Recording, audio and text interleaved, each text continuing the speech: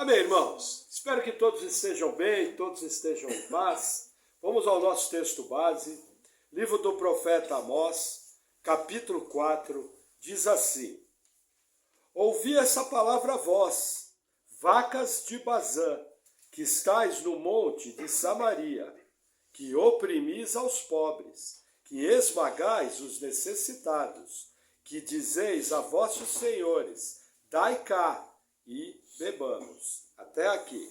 Vamos orar. Senhor, nós oramos por tua palavra, pedimos em nome de Jesus que o Senhor venha com a tua graça, que o Senhor venha com o teu poder, nos ensinando os teus caminhos, Pai. Edifica a tua igreja nessa noite. No nome de Jesus, amém. Amém, irmãos?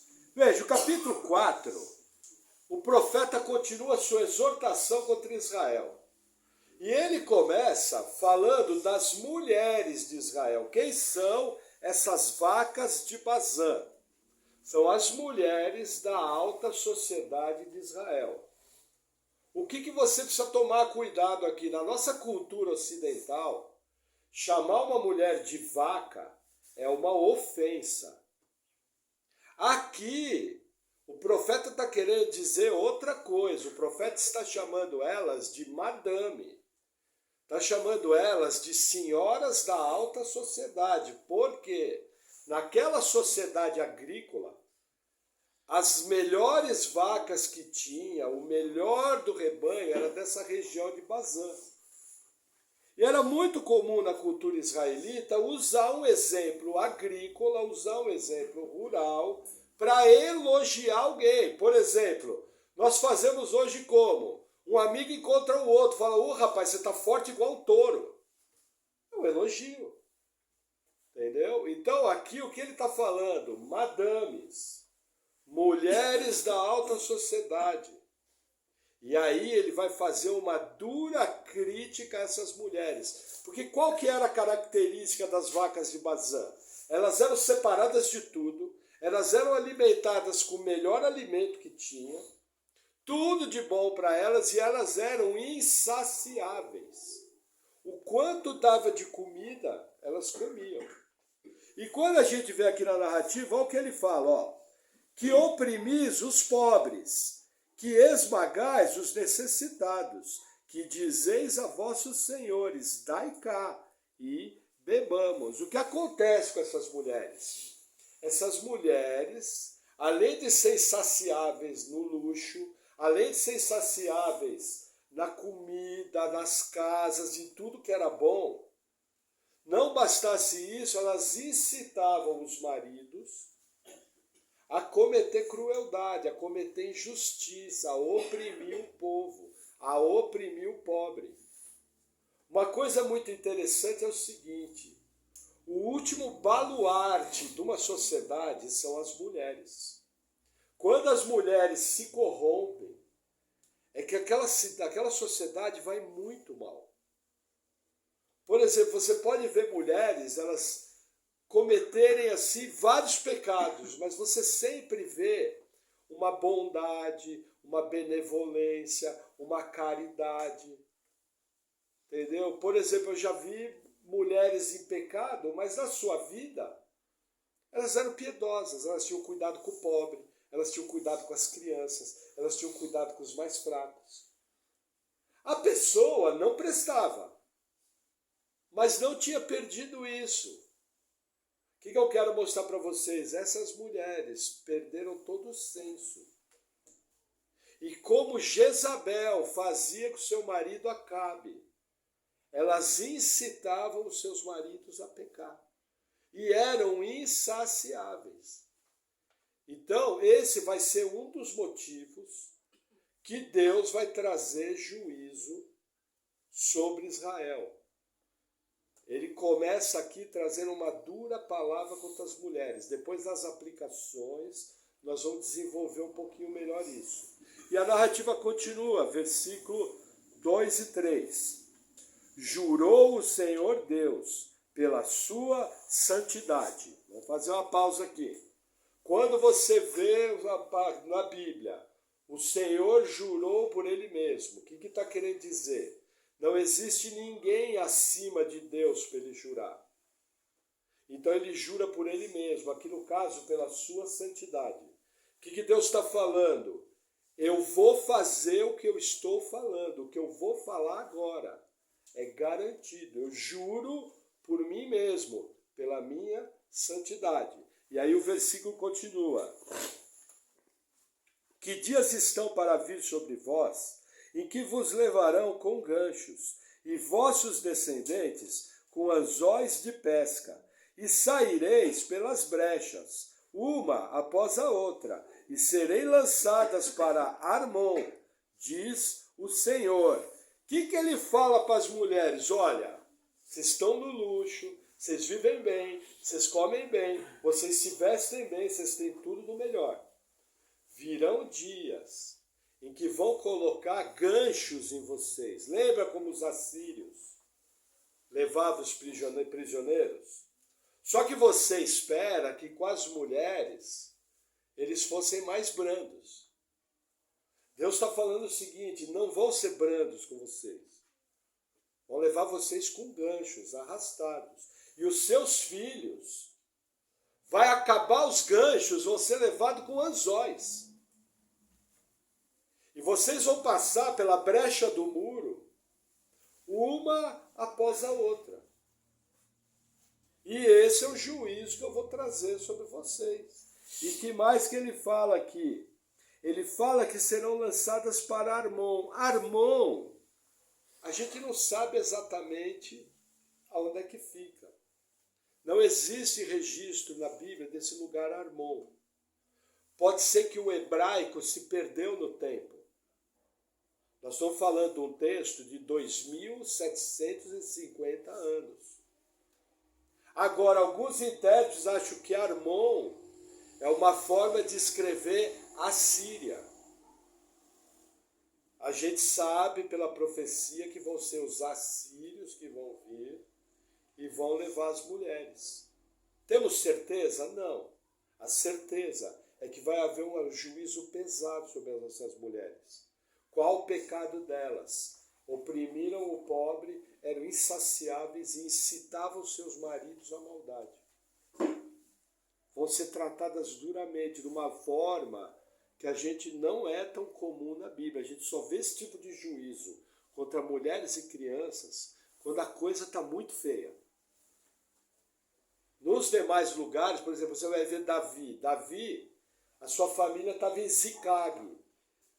Quando eles vieram tomar a cidade, eles levaram as mulheres e as crianças, não feriram ninguém e trataram bem. Então aqui, portão, João, aqui é um juízo violento. Aqui é uma questão extremamente séria. Amém? Amém. Vou tomar um golinho de água.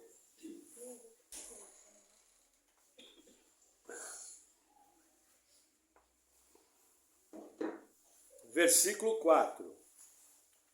Vinde a Betel e transgredi, a Gilgal e multiplicai as transgressões, e cada manhã trazei os vossos sacrifícios e os vossos dízimos, de 3 em 3 dias. O que acontece aqui? Aqui o profeta vai começar a falar com sarcasmo. Ele vai falar de uma linguagem irônica. O que é Betel, o que é Gilgal? São santuários de idolatria. São lugares onde o reino do norte adorava. E aí, o que ele está falando? Olha, venham para a idolatria. Se entreguem à idolatria. Venham trazer os dízimos. Nós estamos em Amós capítulo 4, irmão. Venham trazer os dízimos, venham trazer as ofertas. Venham fazer o seu culto religioso falso. O que mais ou menos o profeta está falando? Lembra aquela passagem do Apocalipse, em que o apóstolo João fala, ao limpo, limpe-se mais ainda, e ao sujo, suje-se mais ainda? Mais ou menos é assim. Deus está entregando o povo à idolatria. Deus está entregando o povo à devassidão. Agora, olha que coisa interessante. O santuário de Betel, ele era uma cópia da adoração em Jerusalém. Só que ele era uma cópia falsa. Os sacerdotes não eram levitas, as práticas não eram assim, bem diferentes. Só que veja que interessante, na lei de Moisés, o camarada trazia o dízimo uma vez por ano. Na lei de Moisés, a coisa era muito mais branda. Aqui eles chegavam a trazer o dízimo de 3 em 3 dias. Porque qual que era o culto no santuário de Betel? Era um culto pagão. Qual que é a marca do culto pagão? O culto pagão, a marca dele é a prosperidade. Por que o pessoal cultuava? Cultuava por boas colheitas, cultuava por sucesso na guerra, cultuava por saúde na família, cultuava por uma série de coisas, só benfeitoria. Essa é a marca da adoração pagã. Sendo que o culto em Jerusalém, qual que era o centro do culto? O centro do culto era a adoração ao único e verdadeiro Deus. Olha como são opostos. O culto bíblico é Deus no centro. O culto pagão é o homem do centro. Por isso que eu falo que, infelizmente, existem algumas igrejas que elas beiram a feitiçaria evangélica. Quando você vê o evangelho da prosperidade, é uma prática extremamente perigosa. Por quê? Porque muda o foco do culto. E nós, conhecendo o nosso Deus, em geral, Deus abençoa. É a natureza de Deus. Se todo mundo aqui for olhar a sua vida, eu conheço mais ou menos a vida aqui de todo mundo, era todo mundo remediado. Só que você não saiu correndo atrás de grana, atrás de dinheiro, você não saiu fazendo negócio com Deus. E mesmo assim Deus abençoou. Por quê? Porque é a natureza dele, abençoar. Mas a grande marca aqui, o que é o culto pagão? A prosperidade. O que eu tenho que lembrar? Nessa época aqui, é a melhor época financeira do Reino do Norte. Eles estão no auge da sua transação comercial. Eles estão muito bem de grana. Sabe? Muito dinheiro no bolso, saúde para dar e vender. Então essa adoração estava bombando. E o profeta, com esse sacado, está chamando o povo. Venham a Betel, venham a Gilgal. Venham se afundar na lama. Na verdade, isso aqui é uma confirmação de juízo. Quando você vê uma palavra profética falando para o povo se corromper, aquilo mostra que o coração de Deus em relação àquele povo é de trazer juízo. Encheu o cálice da misericórdia, começou a tratar com o cálice da ira. Lembra? Por 3 transgressões e também 4, não retirarei o castigo. Ao limpo, limpe-se mais ainda. Porém ao sujo, suje-se mais ainda. A pior coisa que tem é quando Deus entrega o homem a si mesmo. As piores questões bíblicas é quando Deus entrega o homem ao seu próprio desejo, quando ele retira a sua graça e o homem entrega ao seu próprio desejo. Lembra que Davi orava: Senhor, não retires de mim o teu espírito? Nós já aprendemos que no Antigo Testamento o espírito era temporário. Alguns reis e alguns profetas tinham o Espírito Santo, não é como no Novo, que assim que acontece a regeneração, o novo nascimento, nosso espírito passa a ser um só com o Espírito do Senhor, é diferente. Nós somos feitos um só. No Antigo Testamento não. Lembra que o espírito se retirou de Saul? Lembra que o espírito se retirou de Sansão? É porque ele era temporário. Então, assim, nas suas orações, todo mundo sabe dos seus pecados. Quando você for confessar: Senhor, não tira a tua mão de mim, não retira a tua graça. O Senhor sabe que eu sou falho. O Senhor sabe que eu quero fazer certo. Estou confessando aqui meu pecado, mas, Senhor, de novo errei. Mas Tu és um Deus gracioso, Teu Espírito habita em mim, me capacita a viver uma vida correta. Eu não quero desagradar o Senhor. Então, sempre na dependência de Deus. Sempre com essa simplicidade, abrindo o coração. Porque se Deus retirar sua graça, você está perdido. Quando o homem entrega a si mesmo, o destino é terrível. Amém? Vamos lá, versículo 5. E oferecei o sacrifício de louvores, que é levedado, e apregoai as ofertas voluntárias, publicai-as, porque disso gostais, ó filhos de Israel, disse o Senhor Deus. Por que Deus está fazendo esse convite ao povo? Porque o povo ama o culto pagão. O povo ama a prosperidade. Inclusive ele falou assim, vocês venham, vocês façam sacrifício de louvor e ainda faz o seguinte, fala para todo mundo o que vocês estão fazendo. Sabe por quê? Porque vocês amam a idolatria, vocês amam a corrupção, vocês amam aquilo que é errado. Veja que interessante, no tempo moderno, quando a mensagem que sai do púlpito é atrativa, os lugares enchem. Quando a mensagem que sai do púlpito é bíblica, os lugares esvaziam.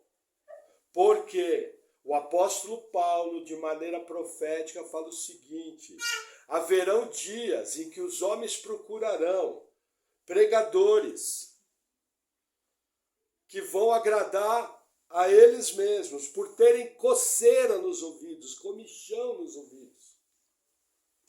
Eu creio que nós temos vivido segunda metade do século XX, primeira metade do século XXI, esses dias. O povo tem ido à igreja com coceira nos ouvidos. A pessoa não tem ido à igreja por causa do coração e da mente de Deus. A pessoa tem ido à igreja por causa da mão abençoadora de Deus. E isso é uma postura errada. Se o seu relacionamento com Deus é baseado naquilo que Deus pode fazer, você tem o segundo Deus que você adora, que é o seu conforto, o seu bem-estar. E isso não é cristianismo. Cristianismo é amar o Senhor de todo o seu coração, com toda a sua força, com toda a sua intensidade, independente do que está à sua volta. Senhor, está difícil, mas eu amo o Senhor, estou junto. Senhor, está ótima coisa, obrigado. Não permita que o meu coração se afaste de ti. Essa tem que ser a postura. Mas a gente percebe aqui Deus falando para o povo, afunda na idolatria. Destrói a sua vida, porque você ama isso. Muito sério Deus falar assim. Versículo 6. Por isso também vos dei limpeza de dentes em todas as vossas cidades, e falta de pão em todos os vossos lugares. Contudo, não vos convertesses a mim, disse o Senhor. Até aqui. Deixa o nenê tranquilo, está super de boa, tá? O que está falando aqui? Limpezas de dente. Deus deu escova de dente para todo mundo? Não. Deus trouxe fome. Fome num nível em que a boca ficou limpa, não ficou nem sujeira da comida. Isso daqui é um aviso profético.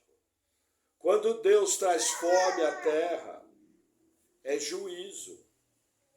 É coisa séria. Deus começa a falar aqui o seguinte, olha, eu tenho feito determinadas coisas no seu tempo que vocês não estão vendo. Vou lembrar vocês, nos dias do profeta Eliseu, houve grande fome em Israel.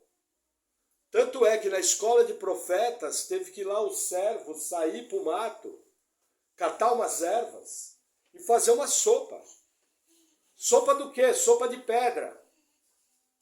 Só que no meio da sopa tinha colossítidas, que é uma erva venenosa. E aí alguém gritou, fome e morte na panela. O que Eliseu fez? Catou uns punhados de farinha, jogou dentro e fez um milagre, purificou a sopa. É isso que o profeta falou. Eu estou mandando fome sobre a terra. E vocês não estão enxergando. Vocês não se voltam para mim. Aqui é um aviso profético, através das circunstâncias. Amém? Versículo 7. Além disso, retive de vós a chuva, quando ainda faltavam 3 meses para a ceifa, e fiz que chovesse sobre uma cidade, e não chovesse sobre outra cidade. Sobre um campo choveu, mas outro sobre o qual não choveu, secou-se. O que Deus está falando aqui? Sinais proféticos do clima. Do que eles viviam, da colheita. O que Deus fez? Reteve a chuva num lugar e fez chover no outro. Não havia irrigação. A região de Israel é desértica. Se não tiver chuva, não tem como regar. Aí o que aconteceu? Deus trouxe juízo, quebrando a safra. Nas aplicações nós já vamos entender um pouquinho melhor isso, mas vai juntando os pontos. Primeiro fome, depois quebra na agricultura. Tirou o sustento do povo. Aí continua, versículo 8. E andaram errantes 2 ou 3 cidades, indo a outra cidade para beberem água, mas não se saciaram. Contudo, não vos convertestes a mim, disse o Senhor. Terceiro sinal. Veja, da onde vinha a água daquelas cidades? Eles não tinham muitos poços. A técnica de abertura de poços não era tão desenvolvida. Eles precisavam de cisternas que colhiam a água da chuva. Se não chovesse, não tinha água para beber. O que Deus está falando? Eu trouxe fome, eu trouxe quebra na agricultura e eu trouxe sede. Mesmo assim, vocês não tomaram conhecimento. E vocês não se converteram do seu mau caminho. Percebe os avisos proféticos de Deus? Gente, nos dias de Acabe, o profeta Elias falou que ia ficar 3 anos e meio sem chover. E ficou. Num momento que eles começaram a perder os animais, começaram a perder tudo, e a coisa ficou feia. Tudo isso aqui nós temos documentado no livro dos Reis e no livro de Crônicas. Deus avisando sistematicamente fome, clima e sede. E vocês não se converteram. Amém? Versículo 9. Feri-vos com queimadura e com ferrugem, a multidão das vossas hortas, e as vossas vinhas, e das vossas figueiras, e das vossas oliveiras, comeu a locusta. Contudo, não vos convertestes a mim, disse o Senhor. Vamos fazer uma pausa. Lembra que eu falo que quando você pega num capítulo ou num versículo e algo se repete, aquilo é muito importante no capítulo? Já é a segunda vez que Deus fala, não vos convertestes a mim.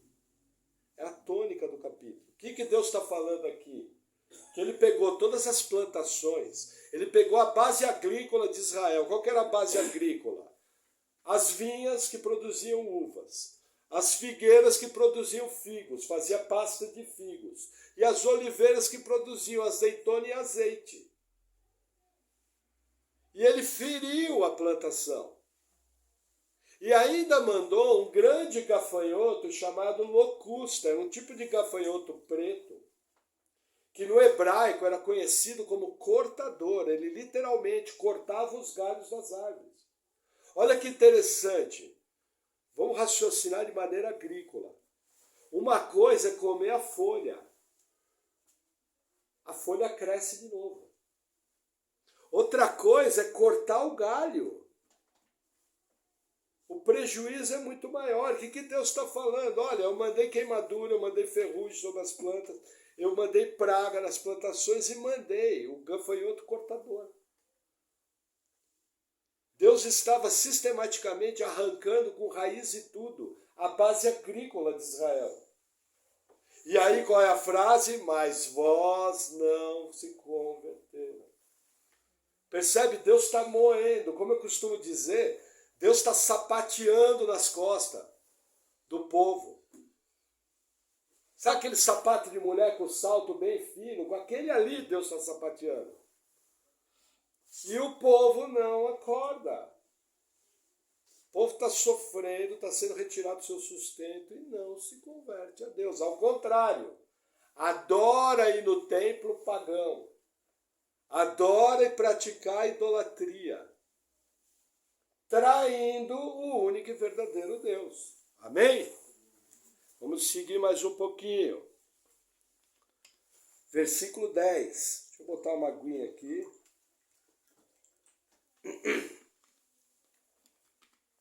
Hoje minha tosse melhorou bastante, glória a Deus, obrigado pelas orações. Versículo 10. Enviei a peste contra vós, à maneira do Egito. Os vossos jovens matei a espada, e os vossos cavalos deixei levar presos, e o mau cheiro dos vossos arraiais fiz subir a vossas narinas. Contudo, não vos convertesses a mim, disse o Senhor. Terceira vez. Mas olha o que Deus está falando aqui, ó. Eu feri-vos conforme o Egito. Se você vai ali para a quinta, sexta praga do Egito, o que Deus fez? Feriu os animais e feriu os homens com úlcera. Então olha o que Deus faz aqui. Primeiro ele feriu com a chuva, depois ele feriu com a fome, depois ele feriu com a sede, depois ele feriu com a vegetação. Aí agora ele chega nos animais e chega no ser humano. Olha que interessante, isso aqui é muito parecido com o julgamento das trombetas do Apocalipse. É muito parecido. Entendeu? Só que aqui o ferimento foi contra a pessoa. E eles não se converteram. Sabe o que Deus está falando aqui? Ele está falando o seguinte: povo de Israel, eu tratei vocês que nem os egípcios. O mesmo juízo que eu trouxe contra eles, eu trouxe contra vocês. Veja, no Egito foi destruída a plantação. No Egito, com a chuva de pedra, morreram os animais no pasto. Entendeu? No Egito, o rio Nilo virou sangue. Não tinha água para beber. Tiveram que cavar poços na beira do rio. É a mesma leitura. Imagina Deus tratar a nossa igreja como tratou o povo do Egito. Será que dava para perceber que tem alguma coisa errada? O que eu tenho que prestar atenção? E aqui já vai uma pequena aplicação. Tem um texto da Bíblia que fala que os homens, eles ficam com a sua consciência cauterizada.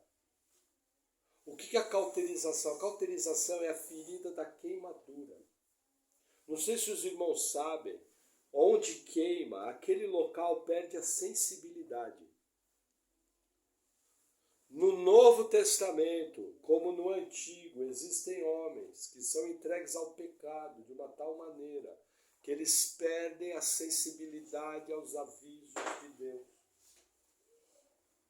E o que faz perder a sensibilidade? Insistir no pecado, falta de arrependimento, falta de piedade. A coisa está dando errado. Camarada está apanhando igual cachorro louco. Sabe quando malha o Judas? Quem sabe o que é malhar o Judas? Aquele boneco que fazem na Páscoa e desce a lenha. Entendeu? Até hoje não sei porquê, mas eu quando era pequeno já fiz isso já. O cara está apanhando. Só que a sua consciência está cauterizada. A vaca foi pro brejo, atolou as quatro patas faz tempo.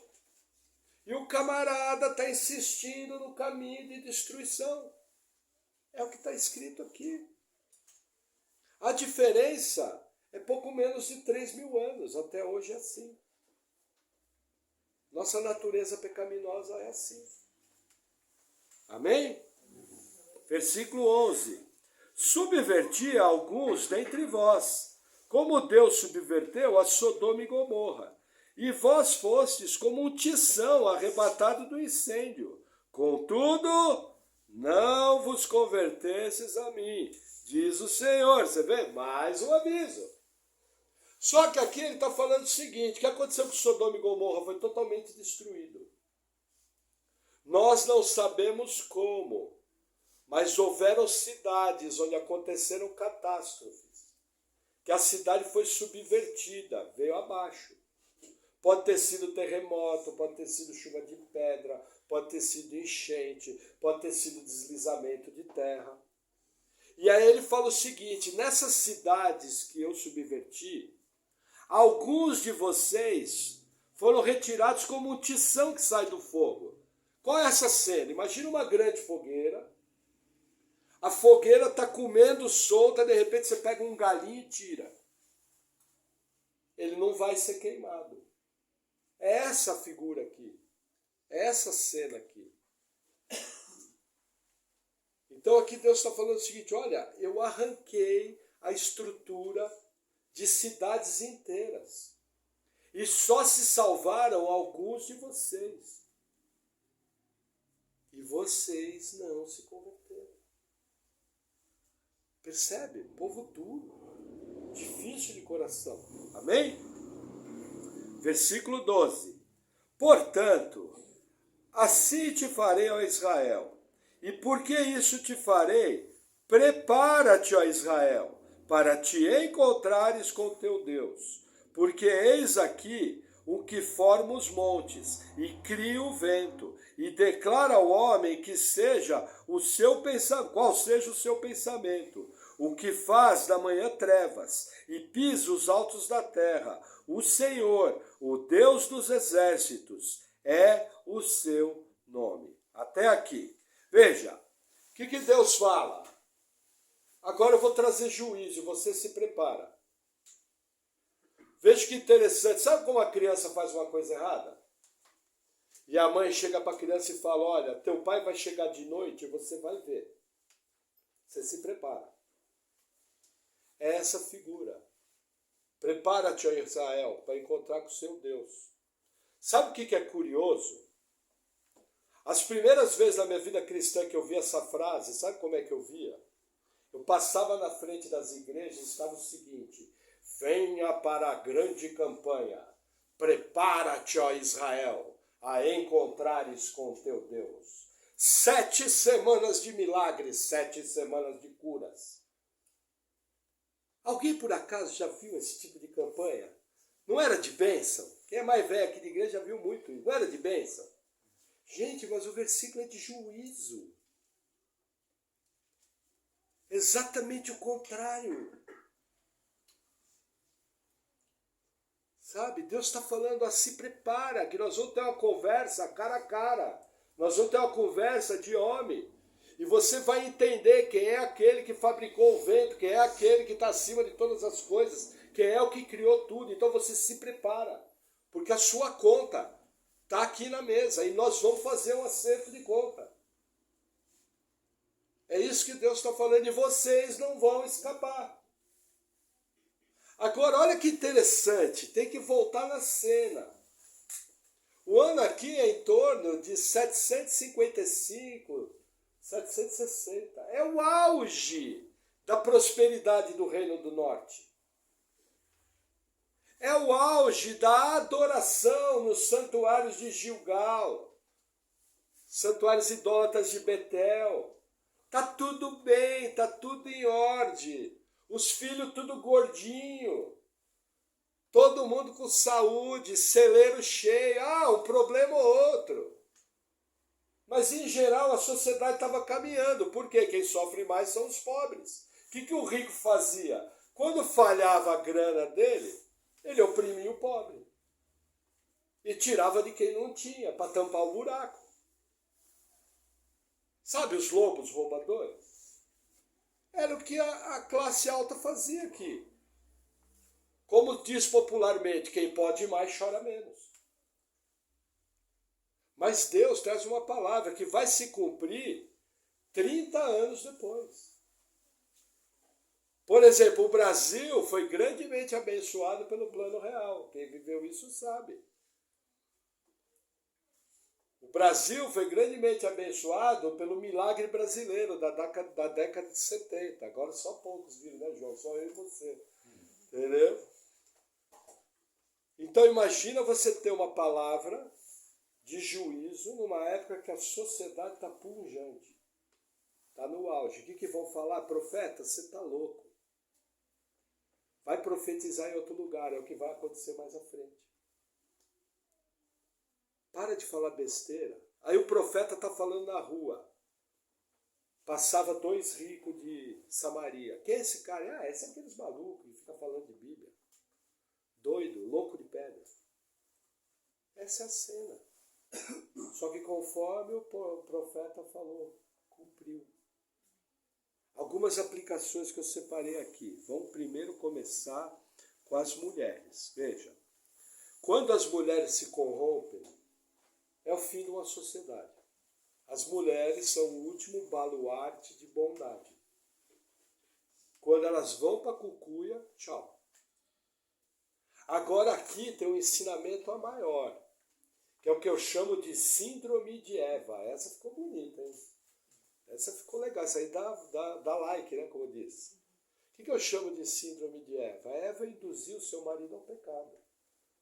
Jezabel induziu seu marido ao pecado.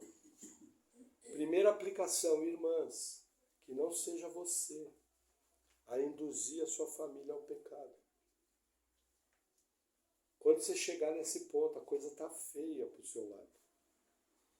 Maridos, quando a sua esposa vier propor algo da palavra, contrário à palavra, seja firme, em amor, mas com a firmeza necessária. É sua responsabilidade, como líder espiritual da casa, trazer a esposa para a casinha. Chegar a falar, tá vendo o que você está propondo? Ó, tal. Aonde que vai dar isso?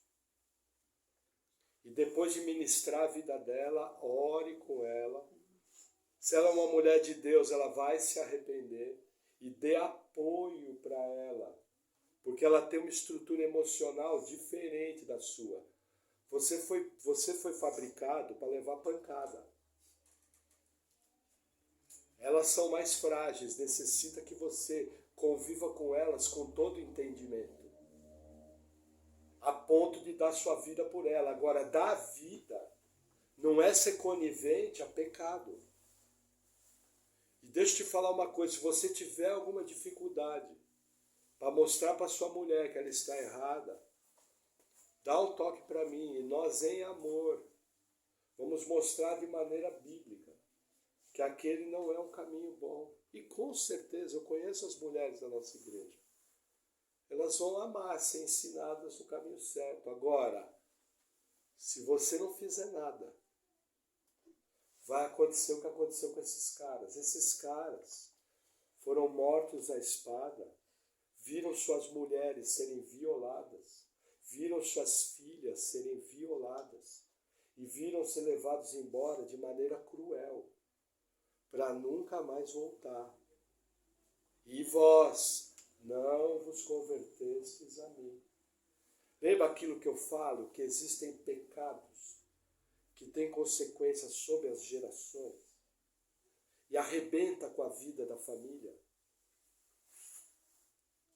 Você tem que ser taxativo. Normalmente homem não quer encrenca. Só que em relação ao pecado, é seu papel, em amor, corrigir, botar a casa em ordem. Não permita. Pastor, vai começar a Terceira Guerra Mundial, que comece a quinta. Não permita, senão vai destruir a sua linhagem. Irmã, vigie. Você tem uma influência sobre seu marido. Que a maior influência que tem sobre seu marido em pessoas é você.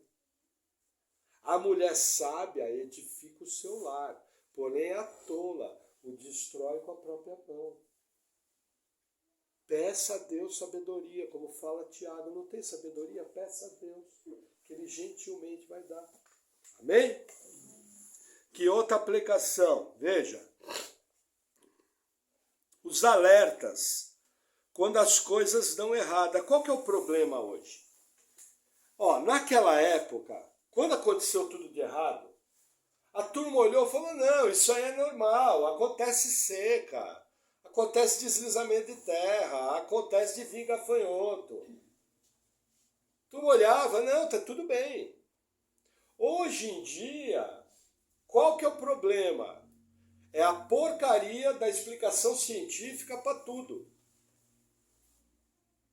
Tudo tem uma explicação científica. Deus varreu a Indonésia com um tsunami, matou 500 mil de pessoas, arrancou a estrutura do país, e está todo mundo falando, não, está tudo bem.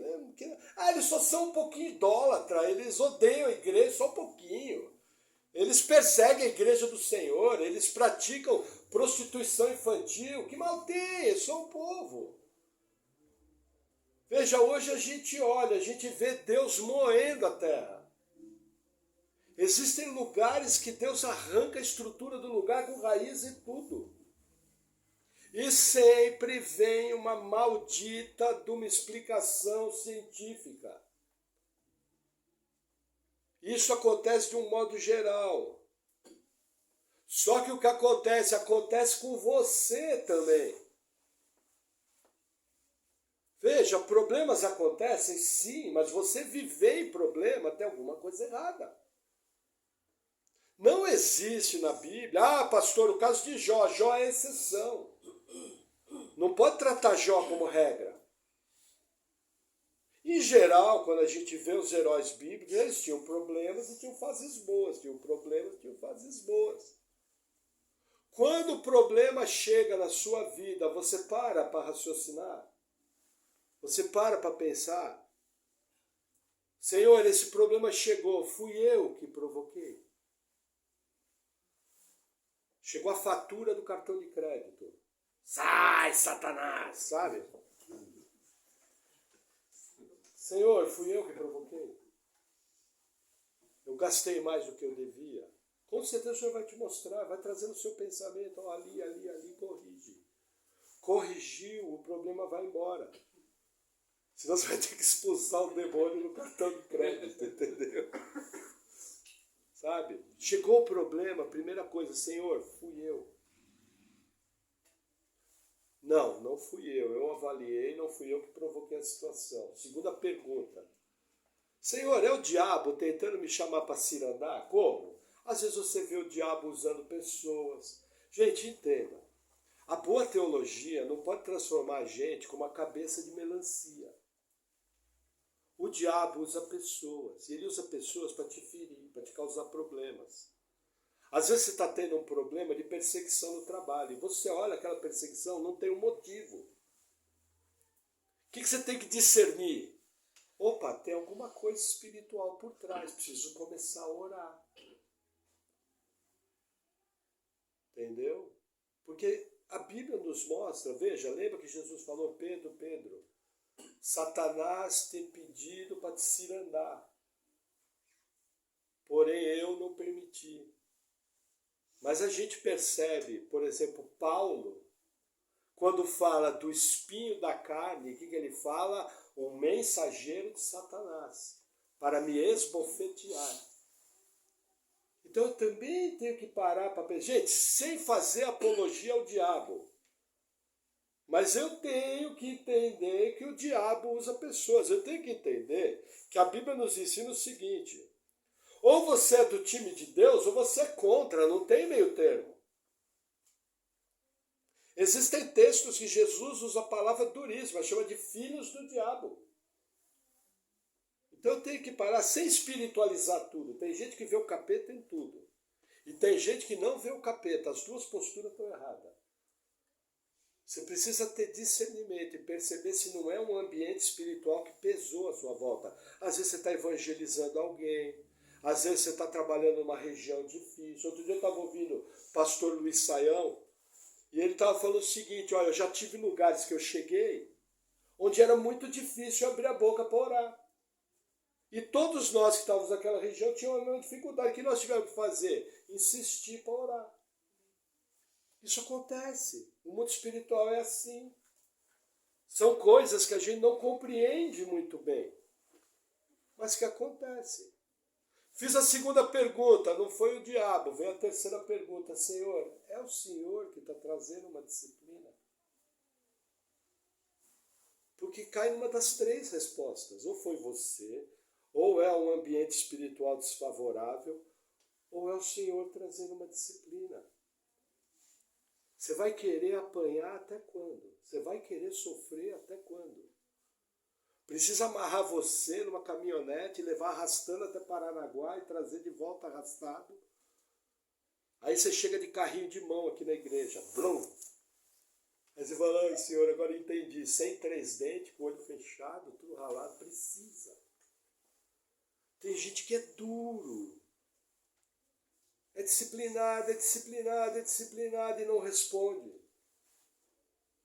Vocês acham que é vontade de Deus ficar disciplinando seus filhos? Gente, Deus só disciplina porque Ele é seu pai. E Ele não quer que chegue ao ponto dele ser obrigado a recolher você. Como fala em 1 Coríntios 11, Deus recolhe. Isso é bíblico. Para Ele não chegar ao ponto de te recolher, Ele tem que tratar com você. Só que o seu couro é muito grosso, sua consciência está tão cauterizada que é necessário você levar umas pancadinhas.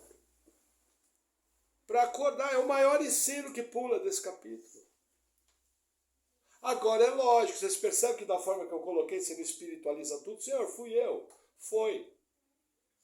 Você anda dirigindo o carro que nem maluco, aí estava em alta velocidade, o carro da frente parou, como se estava correndo, você bateu o carro porque estava em velocidade alta. Aprende. Totalmente físico. Entendeu? Segunda opção, você sem querer fecha alguém no trânsito. Quando o cara passa do seu lado, ele passa possesso, só falta sair fogo. Você fala, meu Deus, por que o cara ficou tão bravo? Eu só dei uma buzinadinha.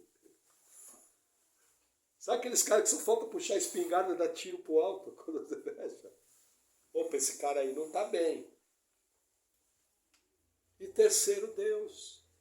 Ele vai te mostrar quando Deus se comunica, Ele é eficaz. O problema é que você está tampando os ouvidos.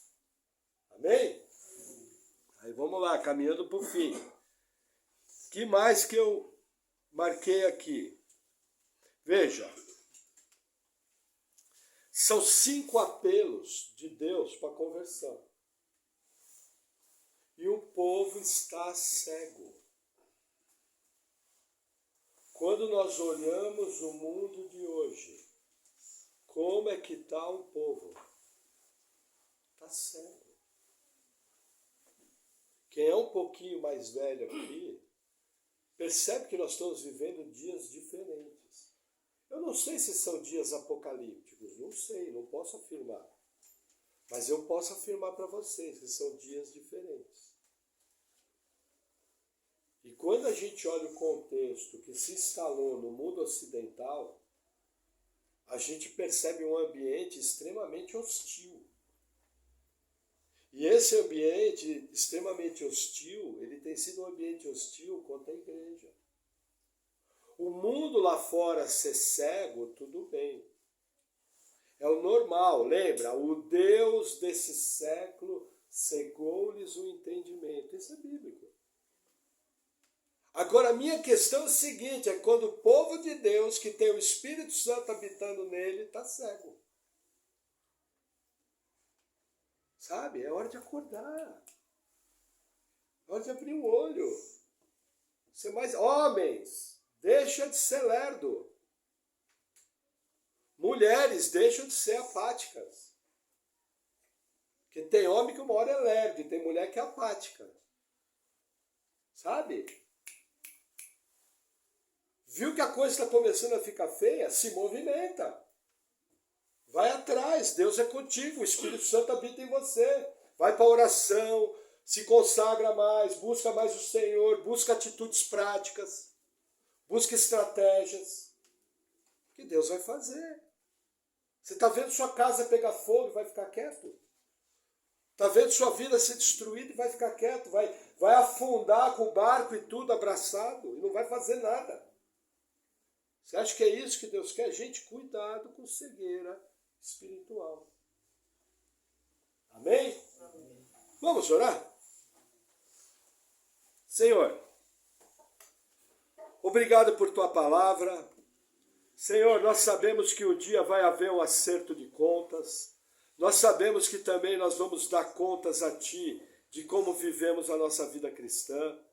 Mas, Senhor, nós sabemos que Tu és um Deus bom, Tu és um Deus que equipa os seus filhos, Tu és o Todo-Poderoso e que Tu és um Deus cheio de graça. Senhor, não permita que nós sejamos entregues ao nosso próprio desejo, mas ao contrário, que em tudo nós possamos ser fortalecidos por Ti, que possamos ser capacitados pela Tua graça e que a cada dia possamos viver uma vida de transformação e uma vida que agrada a Ti. Sê conosco, Senhor. Capacita a Tua igreja. No nome de Jesus. Amém. Amém, irmãos. Glória a Deus.